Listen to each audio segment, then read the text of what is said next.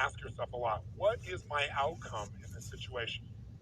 I even have a time management system that I developed. It's really a life management system, which we call OPA because the first O stands for what's my outcome. Because you can come up with a question like, what should I do? And you're going to end up with a long list.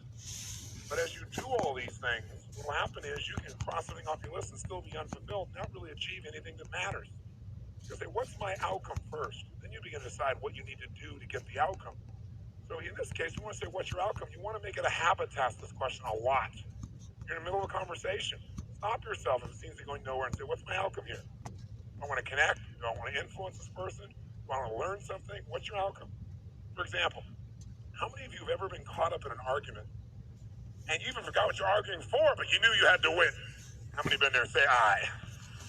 Okay, if in the middle of that argument you were to ask yourself the question, what's my outcome here? I guarantee you your brain would say, well, my outcome's not to fight, my outcome's to resolve this. And as you get clear on what your real target is, your behavior will change automatically. So very, very few people know what they want. And the more clear you can get about what you want, the more you can really achieve. So right underneath this is the subset of number one, still number one. Just write clarity is power. Clarity is power. The more clear you can become about what it is you really want, the more power you're going to have. Because your brain is like a servo mechanism in a bomb, as an example. When they send a missile out, it has a servo mechanism. It knows what the target is, and when the target moves, it follows it. Well, your brain is very similar. When you decide exactly what it is you want, you start picking up information you never would have picked up before consciously. For example, have you ever bought a particular car, maybe, or maybe a certain outfit, and then all of a sudden you see that car or outfit everywhere? How many have had that experience? Say aye. Well, was that car outfit already around you all the time? Yeah, but you didn't notice it because there's a portion of your brain that is responsible for one thing, and that is screening out 99% of what you see, hear, and feel in life. Because if you were to notice everything that's going on in this room right now, you're going to start craving mad. Most of you don't. You pay attention to a small number of things. If you could right now, notice what? Millions of things. You can notice voice. You could listen to what I'm saying. You can notice what's going on in the background, the screams. You can hear the air conditioning. You can smell your neighbor off all that jumping up and down. Notice that, right? You can feel maybe a little sweat trickling across your chest or whatever is going on after all that jumping up and down. You can feel the blood maybe vibrating or circulating through your left eardrum, but you don't think about those things. So maybe I mentioned them or something triggers it. So this part of our brain is responsible for deleting most of our thoughts and most of the things that are going on around us. That part of our brain, when it knows what you want, it makes you notice those things. You suddenly see that car.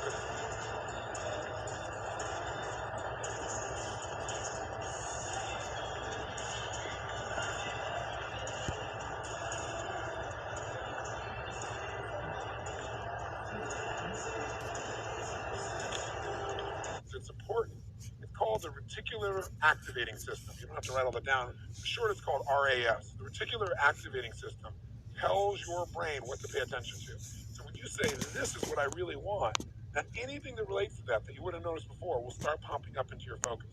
A lot of times people say, it's amazing. I decided this and it was kind of synchronicity. These things started popping up. Well, these things were probably around you before, but you never noticed them because you hadn't decided your outcome. Now, when you know your outcome, you're ahead of 95% of the population. But that's not enough. The second thing you got to know is a lot of times you know your outcome, but you lose your drive. You want something, but you forget the most important thing, which is know why you want it. Know why you want it. You got to know the purpose. In our OPA training system, people are managing their lives. We have them ask, what's my outcome? And then why do I want this? Because any person successful, really successful, knows exactly what they want and they know why. The reason you gotta know why is, remember I said yesterday, reasons come first, answers come second. If you get enough reasons, you can get a big enough why, you can figure out how to do about anything, but you gotta have purpose because purpose provides drive. Now, if you know what you want and you know why, you're light years ahead of most of the population, but you gotta go this step that most people seem to avoid, and that is you gotta take massive what? That's right, and the key word there is massive. Massive action can be a cure-all when you know what you're after and you know why you want it. Because when you know what you're after, when you take action, you won't just be expending energy. You'll be moving yourself in a direction towards something you really, really want. And by the way, last night we called taking massive action personal what? Power, which means the ability to take action. And what stops people from taking action? Primarily what? Fear. And the way you get over that fear is, what do you think is the number one fear most people have? Failure. And the reason is they feel if they fail, they won't be loved. They'll be rejected. They'll be hurt. They'll be judged. So what they really are afraid of is losing love. And they think that this rejection, or I should say this failure, will lead to that rejection or loss of love. The truth of the matter is, you can't fail unless you try. You try something that doesn't work, you just learn from it, and that'll make you better the next time you go about it.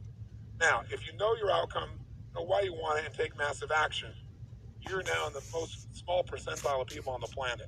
So what's the next step, though? Well, you can take a lot of action and get caught up in a pattern. Like, become so determined that you became like tunnel vision. Like, I know this is going to work.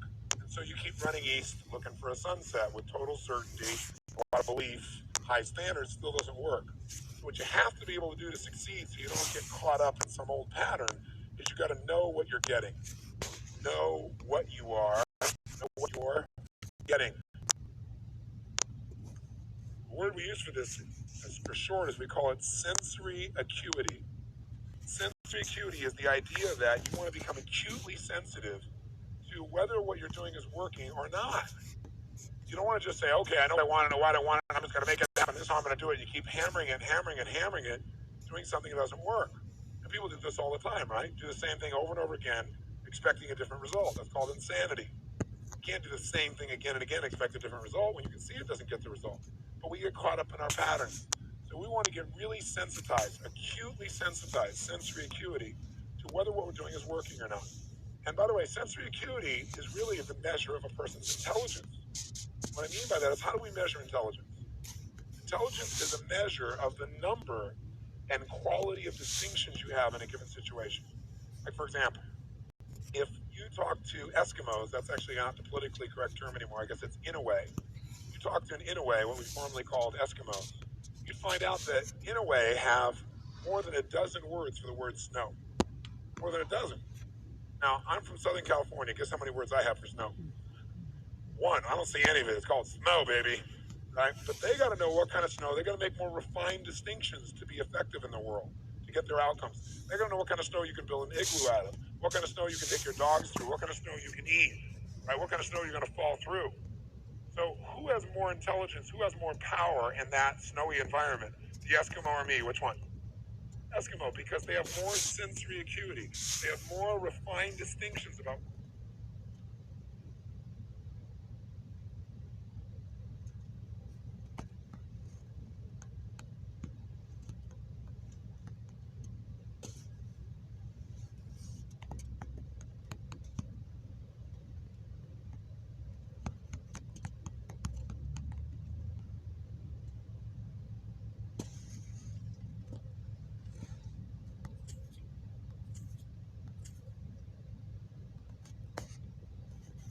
About to witness is one of the most gruesome scenes we've ever done. So if you have a weak stomach, turn back now.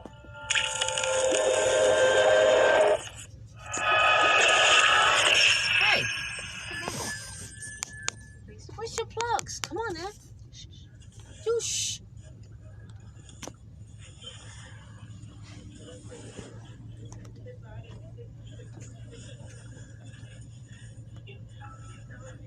What the fuck is that? Are you fucking serious? What the fuck are you watching? What you just heard was the sobbing of a wife who witnessed her husband die in front of her. What the fuck are you watching? This man was on in-home dialysis, and something failed.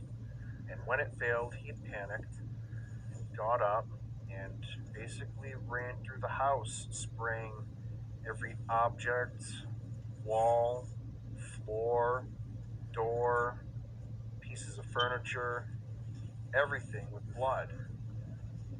As you can see us walking through the hallway where the friends and family had put down coverings before we got there so that they could grab some items before leaving the house.